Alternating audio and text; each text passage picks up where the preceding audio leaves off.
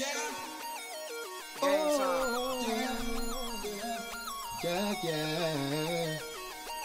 Married to the game, but his kid don't play. Know all about it, heat like Dwayne on Wade. His records don't fade, how I run inside the lane is insane. You saying now, what is you saying? You can tell by the energy that it's game time, giving you sports and entertainment at the same time. Roy coming with the X's and O's, while Lakita got the scoop on what you need to know. Back to the wall, that's a Hall of Fame. Make it so hot that they call out the flames. Made them holler things, how we on $1 way just to get up all the rain, if you know what I mean. We got the super team, we going for the chip. No matter what the pitch, we got another hit. Know the main reason why the fans go nuts? It's married to the game, yeah, we so clutch. If nothing else remains the same, I'm married to the game. Players and teams will change, I'm married to the game. People always come and go, but I'm married to the flow. If nothing else remains the same, we're married to the game. Yeah.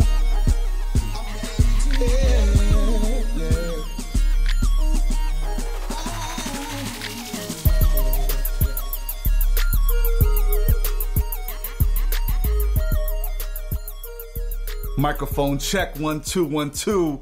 What's going on, good peoples? My name is Rory Sharrock. And I'm Lakita Sharrock. And this is Married to the Game, presented by Pink Peaches and their 3rd annual breast cancer banquet. Thank you, God. Thank you for all your blessings. For all your blessings flow. Thank you to the listeners for checking us out. Once again, we really do appreciate all the love. I thank you all so much for tuning in. We really do. Really appreciate it. It means the world to us because, as far as I'm concerned, this is the hottest podcast on planet Earth. And as far as I'm concerned, I think it's really cool that people are getting a chance to see my growth and how I'm becoming a sports genius myself. You're the queen of cliches. So take this cliche right here. Okay. All right. I'm back with you. The cart before the horse. All right. I'm back with you. Let's go. So reeling it back. Okay. Let's break down who we are and what we do.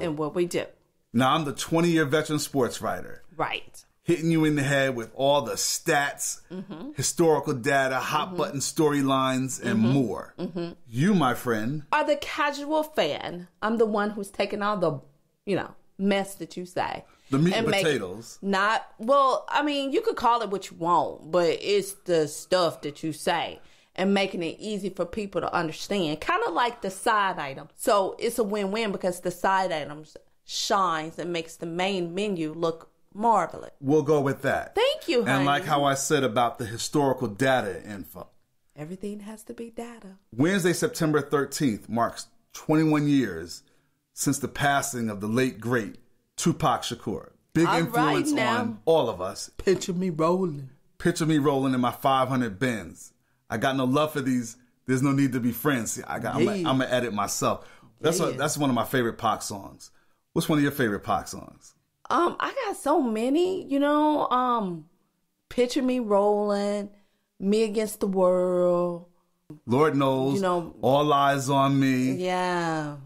Check Out Time, all of that stuff. California Love. Okay, we can roll with that.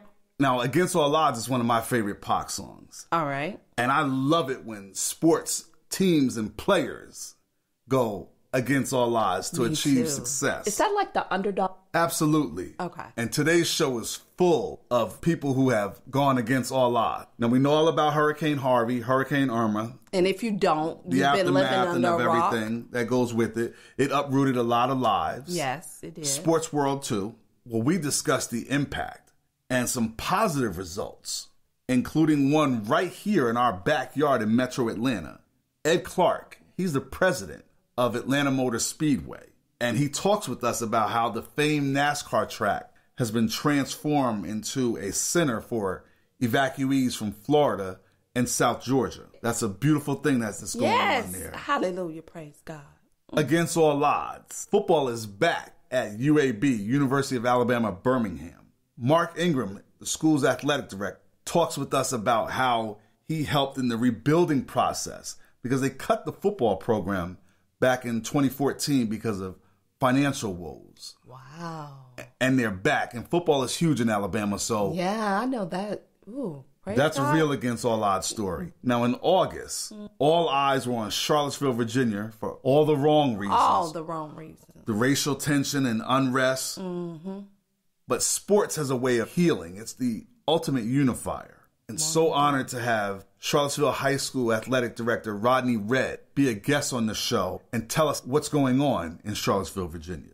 Now, our Beyond the Box Score segment features a conversation with Dasia Edmond, author of the book Girls Don't Play Football. Love her story. She tells us about the experience of playing football and being a published author. Love all her energy. Great lineup here, no matter what. Hurricane, financial woes, racism. Like Pac said, still I rise.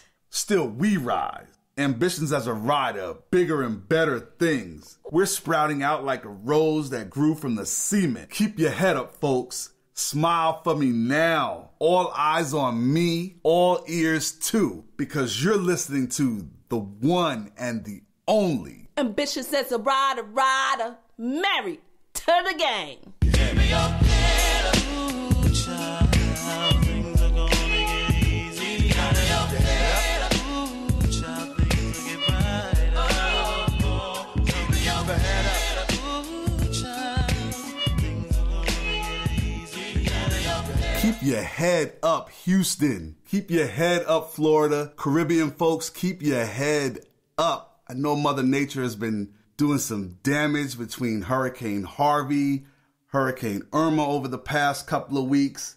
And I know everybody is displaced at the moment, but things will change. You know, people have been helping out nationwide. Lots of donations in terms of food, water, finances. But right here in our backyard, there's been a huge effort to help evacuees fleeing Hurricane Irma in Florida. Atlanta Motor Speedway has been transformed into a site where people can set up and escape until they need to go back down to Florida. Now that's truly a community pulling together. Because you know about Atlanta Motor Speedway. Yes, I do. I had the pleasure of doing the Dirty Girls mud run there. Oh, what was it, a couple of years ago? You did the Dirty Girl mud run. Mm-hmm. You know all about how spacious that area is. Huge. We caught up with Atlanta Motor Speedway president, Ed Clark. He talks with us about this heartwarming gesture to open up the grounds for all the evacuees to set up shop there. They got food and water, showers, everything prepared for them. Hey, Ed Clark, president of Atlanta Motor Speedway. Thank you so much for joining us on Married to the Game. Glad to be with you today. First, that was just a wonderful idea and such a kind-hearted gesture to open up the doors of Atlanta Motor Speedway to evacuees from South Georgia and specifically Florida. How did your team come up with this idea? Well, it's not a new idea. It's something we've done 5 or 6 times over the last, 10 or 12 years whenever they've had major storms come through Florida and people have evacuated out. And actually, it wasn't our idea.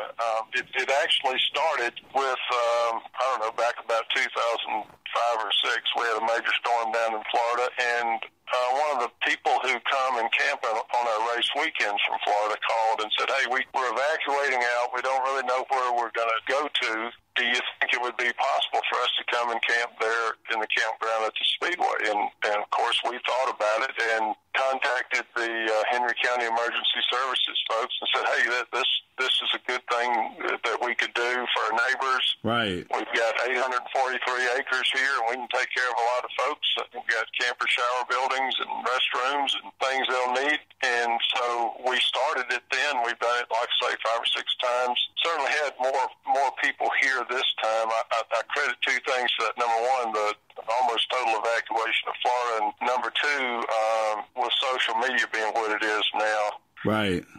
The word spread so quickly. But we had a good crowd of folks here. A lot of them are still here at the Speedway. People in our community, restaurants and others, came out and brought food, water, helped them with immediate needs they had. Wow. the Raceway Ministries, who do such a great job on our race weekend. Yes. Came out and helped out in a lot of ways, and we're certainly appreciative of that. I think the best of people comes out when you have situations like this, and certainly our community stepped up. Some of the churches, to the people who were here in tents, opened up their homes and churches to give people a place to go who were here in tents. Yes, that has to be a great stress reliever, because those folks were escaping one storm and then they get up to the Atlanta area and Irma was downgraded to a tropical storm, but still it was heavy rains and winds that they had to deal with. Well, yeah, exactly. And the ones I talked to, there was one lady who had an RV, or I guess a pull-behind camper that it actually had the wind had moved it a foot or so. But nobody else I talked to this morning had any issues, and all were safe, and that's the best part of it all. And let me say this as well. It wasn't just us.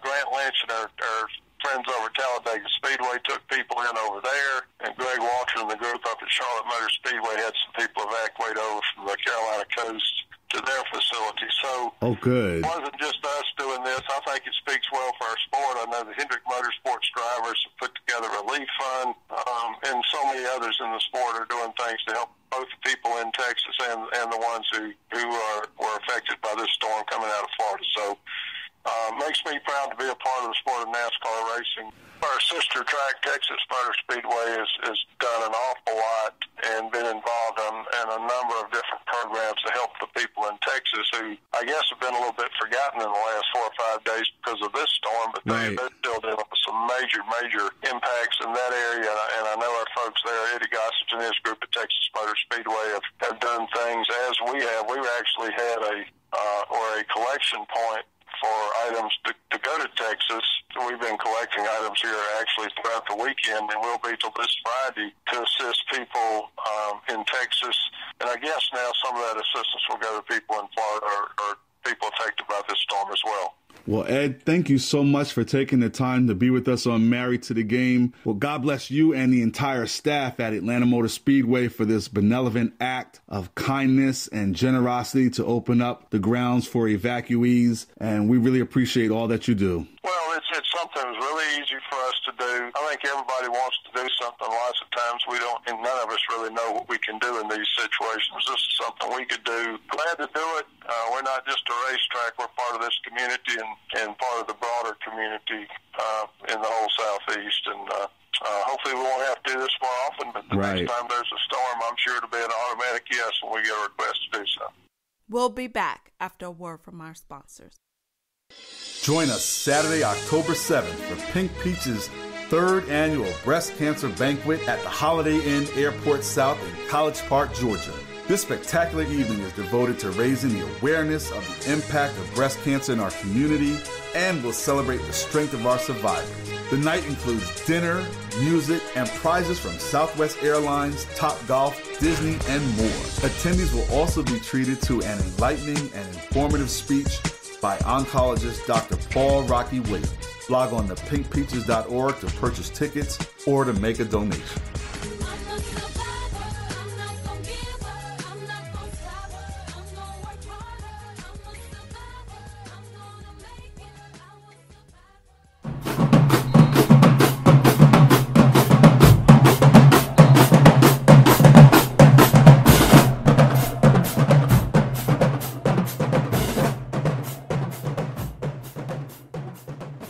What I've always thought was weird about you. About me. Wow. Well, I don't say weird, but what I've always thought was shade all through the show. It's a head scratcher. What's the head scratcher? You're a Southern girl who doesn't like football.